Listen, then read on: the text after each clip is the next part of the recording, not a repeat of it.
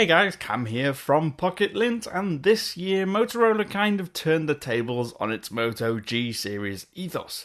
Instead of a small, ultra-affordable phone which was easy to use in one hand, the manufacturer went big with a 5.5-inch screen and released both a regular version and a Plus version. And with that Plus version costing more than £200, we had to see if it was worth it. Now, unlike Apple and the iPhone lineup, the Plus branding doesn't mean a bigger phone. Rather, what you get is a phone which is exactly the same in appearance and size, but with a few added features and higher spec components inside. That means in terms of how they look and how they feel, they're identical. That's to say, they feel solid, and the curves on the back towards the edges plus the grippy texture make it feel nice in hand, even if the phones are on the big side. The only real visual difference on the front is the fingerprint sensor on the Plus model, which protrudes from the glass surface. Now, this fingerprint scanner certainly seems pretty fast and very reliable, and if added security is a big deal to you, you may find it worth the upgrade to the Plus if you're absolutely in love with the design. As well as a fingerprint sensor, your extra money gets you a camera with a higher pixel count. It's 16 megapixels versus 13 megapixels. It also comes with a turbo power charger in the box. Now, both phones support this fast charging, but only the Plus model actually comes with the more powerful charger. As for camera quality, you can tell the difference just about. Thanks to laser autofocus, the images on the Plus are sharp and they focus quickly, but the regular G4 really isn't that far behind, and the image quality isn't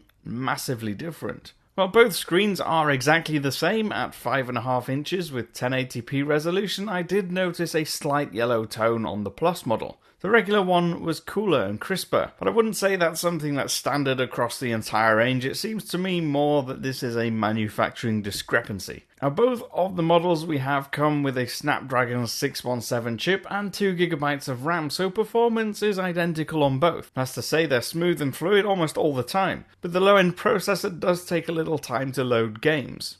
There is a 3GB model with 64GB of storage, but it doesn't really come close to the £264 price tag. Perhaps the biggest problem with the Moto G4 Plus, apart from the fact it doesn't offer much extra, is that it's approaching OnePlus 2 territory in price. But it doesn't really come close to OnePlus 2 quality or performance. While we have no real hesitation recommending the regular G4 because of its sub £200 price point, we can't help but feel you'd be much better off with a OnePlus 2 than a Moto G4 Plus. Overall then, the new Moto G continues with the theme of being great value for money.